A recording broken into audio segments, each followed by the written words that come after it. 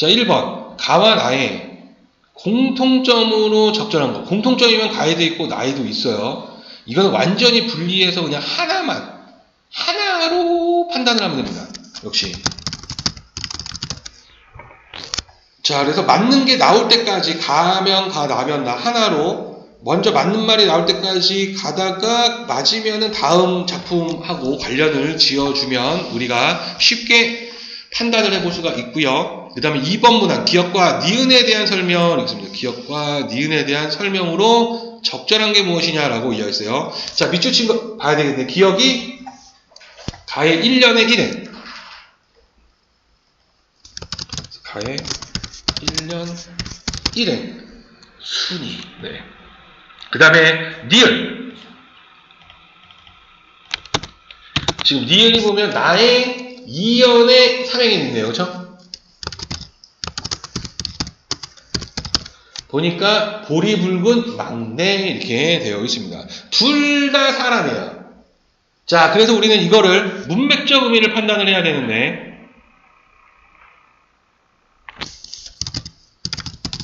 문맥적 의미를 판단할 때 이걸 긍정적으로 해석을 하든지 부정적으로 해석을 해야 되는지를 우리가 판단을 하게 되고, 두 번째, 글의 흐름을 이용해가지고 구체적인 역할이 무엇이냐라는 거예요. 얘네들의 역할이 무엇인지를 우리가 두 가지를 생각을 해서 1번부터 5번 선택지하고 연결을 시켜봐야 된다라는 거. 자, 그 다음에 이제 3번으로 한번 가보도록 합시다.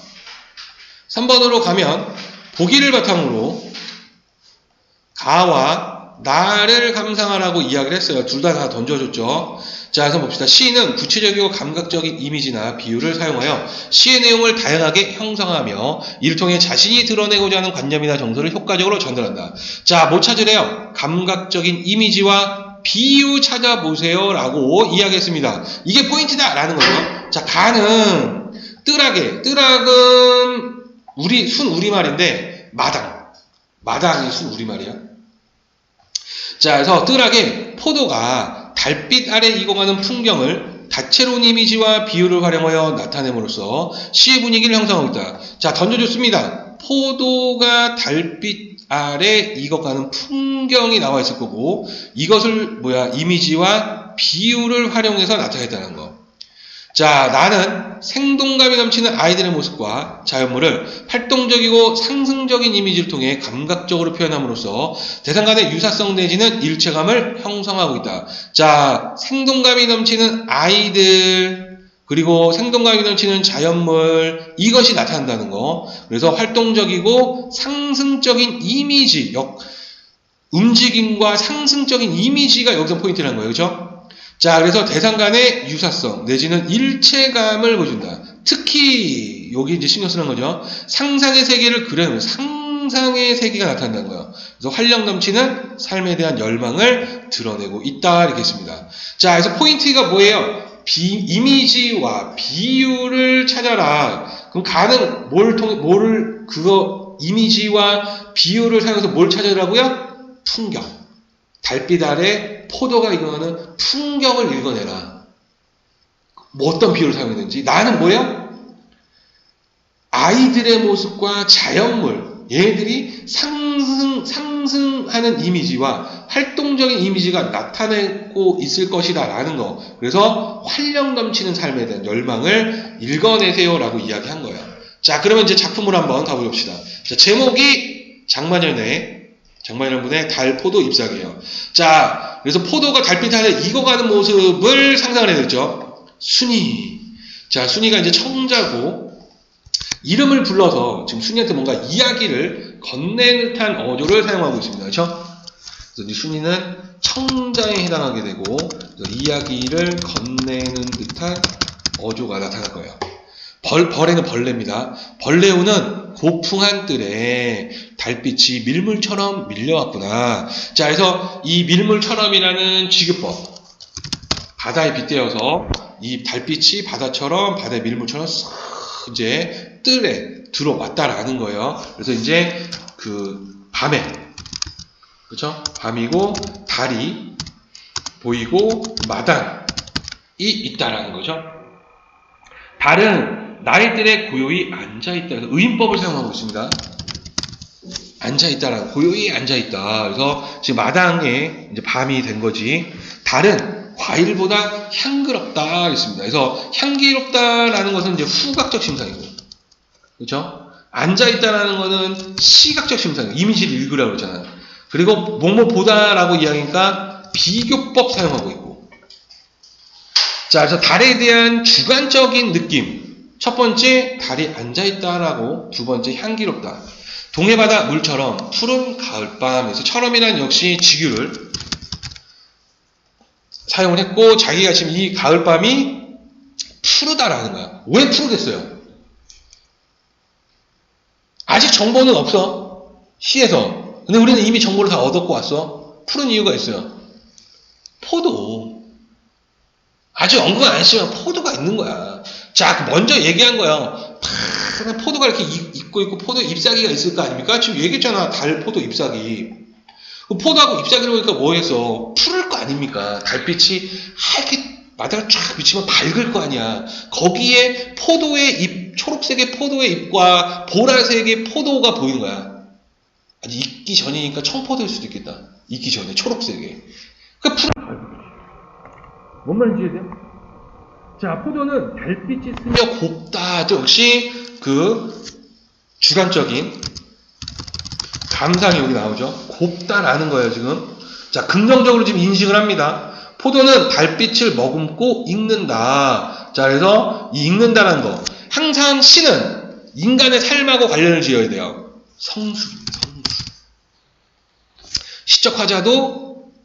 시적화자가 포도가 지금 익어가는, 성숙하는 모습에서 시적화자도 지금 뭔가 성숙하는 과정 속에 있구나라는 거를 포도를 통해서 보여주는 거예요. 자, 순이. 포도 넝쿨 밑에 어린 잎새들이 달빛에 젖어 호젓하다. 호젓하다라는 것은 그 조용해서 외로운 거예요. 이게 호젓한 거야. 달빛에 젖어 호젓한 거에서 순이를 떠올리면서 지금 이 포도, 이 아름다운 풍경 속에서 내가 뭔가 성숙해가지고 그런 과정에서 그 순이한테도 전달하고 싶은 그런 마음이 느껴지는 그런 시였다라는 거죠. 자, 이렇게 달을 읽고 나서 여러분들은 일단 1번 문항과 2번 문항과 3번 문항을 다 가로 먼저 판단을 해야 돼요. 아시겠죠? 자, 이제 나시로 한번 가보도록 합시다. 나시의 제목. 바로 아침입니다. 자, 그러면은 일단은 아침이라는 시간하고 연결될 거고, 이 아침이라는 것은 어떤 시작의 의미잖아요. 에서 이제 밤에서 해가 뜨게 되는 거고, 그러니까 우리가 앞에서 봤던 것처럼 하루의 시작이기 때문에 활동적이고, 그쵸? 역동적인 그런 모습이 나타나겠구나라는 거를 보기를 통해서 알 수가 있어요. 그래서 아침 시력이다. 그럼 아침의 풍경을 이야기하는구나. 자, 이제 아침이 됩니다. 보세요. 굴참나무는 공중으로 솟아오른다. 여러분들 나무가 막 공중으로 이렇게 솟아오르는 거 보셨어요? 이게 반지의 제왕도 아니고, 그렇죠? 네, 갑자기 나무가 막 나타나가지고 막 하는 것도 아니고, 이게 뭐겠어?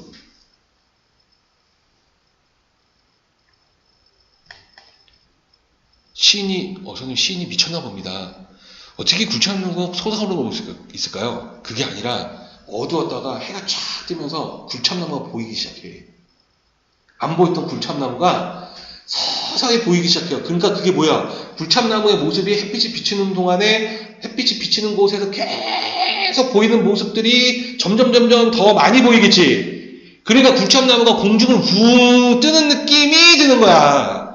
그러니까 우리는 그 시적 화자가 말하는 것에서 그 자리에 들어가야 돼요. 아침이고 굴참나무가 앞에 있고 지금 거기서 아침이 됐을 때 도대체 이게 왜 한 거지? 이제 서서히 보이기 시작하는구나. 해가 뜨는 거야. 그래서 해가 뜨면서 굴참나무가 보이기 시작한 것을 공중으로 솟아오른다는 상승 이미지를 통해서 보여줍니다. 상승 이미지는 긍정이에요. 에너지를 가지죠. 중력을 이겨내니까. 그치? 해만 뜨면 솟아오르는 일을 한다. 그쵸? 이제 이해가 되죠? 늘 새롭게 솟아오르므로 우리는 굴참나무가 새로운 줄을 모른다. 굴참나무는 아침 일찍 눈을 뜨고 일어나자마자 대문을 열고 안 보이는 나라로 간다. 자, 그래서 지금 굴참나무를 의인법을 사용을 하고 있어요. 굴참나무가 눈을 뜨고 대문을 열고 안 보이는 나라로 간다는 거예요. 그렇죠? 내거리 지나고 시장통과 철길을 건너 천관산 입구에 이르면 굴참나무의 마음 벌써 달떠올라. 자, 달떠오다라는 것은 이제 흥분한 거예요. 막 너무 좋아 막 이런 거죠. 해의 심장을 쫓는 예감에 쌓인다 했습니다. 자, 그래서 지금 보면은 이 굴참나무가 이렇게 할 수가 없는데 시적화자의 정서가 아침이 되면 자기가 뭔가 막 흥분이 되고 그 다음에 막 그 해가 막 떠올랐을 때 막 살고 싶다, 막 심장을 쫓는 막 생명력을 느끼고 싶다 막 이런 거야. 이거를 굴참나무를 통해서 얘기한 겁니다.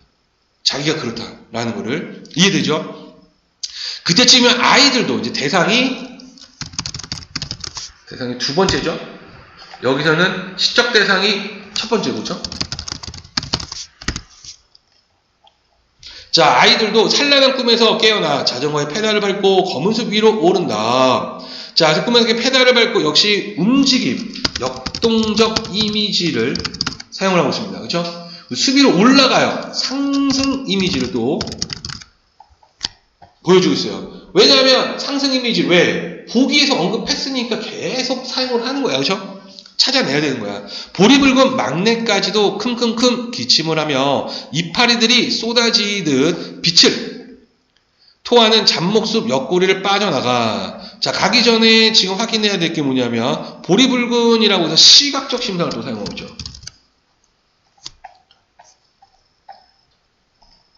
자, 그래서 빠져나가 공중으로 오른다. 역시 상승 이미지죠.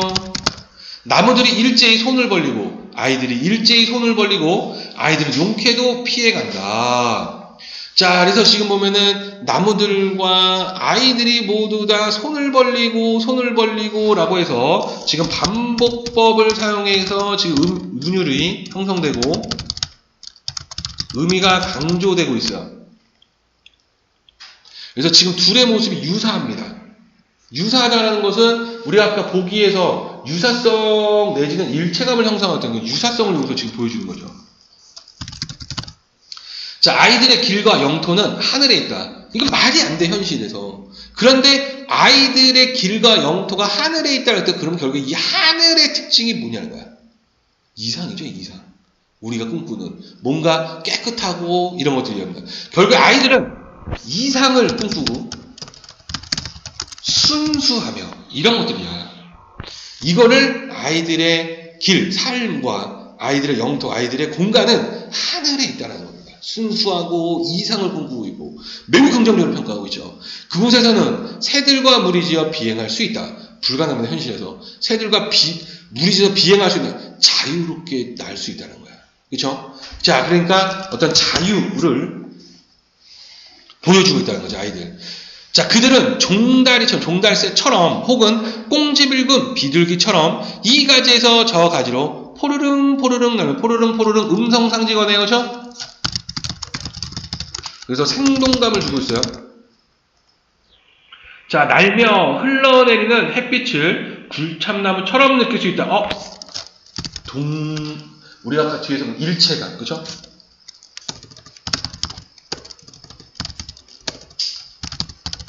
같은 거야.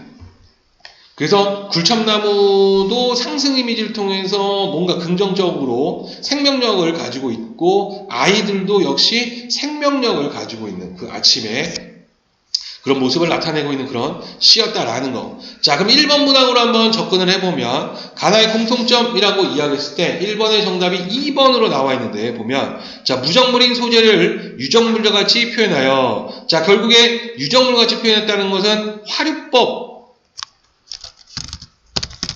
을 설명한 거거든요.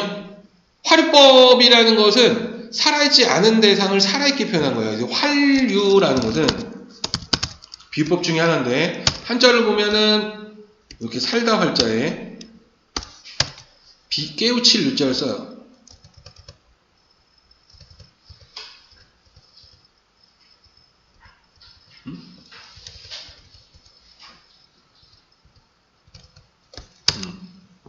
있다.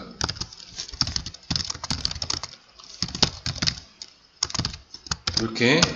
그래서 지금 보면은 살아있지 않은 것을 살아있게 표현하는 거야.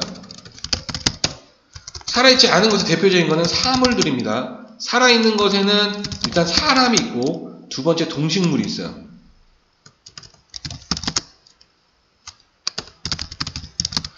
사물을 사람처럼 표현했을 때는 우리가 화류법이라고도 하지만 유사하게 우리가 이건 의인법 물어볼 수 있죠?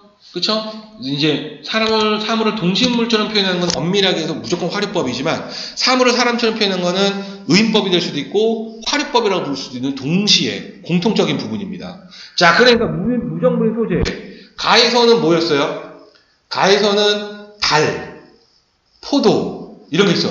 그래서 사연에서 포도는 달빛을 머금고 익는다라고 이야기를 했고 마지막 5연에서는 어린 잎새들의 이건 아니구나. 어린 잎새들 어린 이거는 그렇다고 볼 수가 없고 2연에서 달이 앉아있다라고 이야기한 거 그죠? 이런 부분들은 화류법을 의인법을 지금 사용했구나라는 걸 알 수가 있고 나에서도 지금 굴참나무가 지금 막 걸어가고 그죠? 라고 있는 1년에서도 지금 화류법을 사용을 하고 있는 것을 알 수가 있습니다. 그렇죠? 자, 그래서 2번이 답이구나라는 것을 알 수가 있어. 자, 2번 문항으로 가서 기억과 니은에 대한 설명으로 적절한 게 무엇이냐? 자, 기억은 순입니다. 순이는 지금 일단은 뭐였어요? 시적 대상이고 말을 건네고 있는 대상이에요. 그러면 5번이네. 기억은 말을 건네는 듯한 대상으로 순박한 느낌. 왜냐면 이름 자체가 순박해. 그쵸? 예를 들어서 영어 이름이 아니잖아요. 그죠? 몰리나, 아니면, 그죠? 제시, 그죠? 이런 게 아니라, 순이, 얼마나 순박해. 그래서, 순박한 느낌. 자, 니은. 자, 니은은 뭐였습니까? 보리붉은 막내요. 아이 중에서도 이제 보리붉은. 자, 화자가 주목하는 대상으로 사랑스러운 느낌. 그렇죠? 보리붉은 막내. 지금 이 아이들이 뭔가 이상을 꿈꾸고 순수한 존재면서 이 아이들에 대해서 긍정적으로 이야기 시작하자가 거기서도 이 보리붉은 막내까지 언급한 거는 훨씬 더 보리붉은 막내에게 좀 더 주목을 하고 있는 거고 사랑스러운 느낌을 표현하고 있다라고 볼 수가 있겠네요. 정답은 5번으로 가면 되겠구나라는 거죠. 자, 그 다음에 이제 3번 문항으로 가보면 자, 보기를 바탕으로 가라고 우리 이야기했습니다. 적절하지 않은 게 5번이 답인데 보면 자, 나에서 자, 그들은 종다리처럼 혹은 꽁지 묵은 비둘기처럼 이가지 저가지로 나는 것은 이제 시에 이렇게 나와있죠. 아이들과 굴참나는 형태적 유사성을 동적인 이미지를 통해 나타낸 것이군 이렇게 되어 있는데 지금 보면은 형태적 유사성이라는 것은 나무하고 아이들하고 같은 모습이잖아요. 그렇죠? 그런데 여기서 지금 보면은 가지로 나는 것은 이거는 새요. 종달새 또는 비둘기 새하고 유사성을 이야기한 거지 굴참나무 간의 유사성을 이야기한 건 아닙니다. 그리고 여기서 형태 유사성에는 팔을 벌리고 있었다라는 부분이 나타나는 거지. 그렇죠? 그리고 이거는 동적인 이미지는 맞아요. 움직임. 그렇죠? 그래서 나와 간의 형태적 유사성은 나와 있지 않다. 그래서 정답은 5번이구나라는 걸 알 수가 있습니다. 자, 여기까지 혹시 질문 있으신 분 있나요?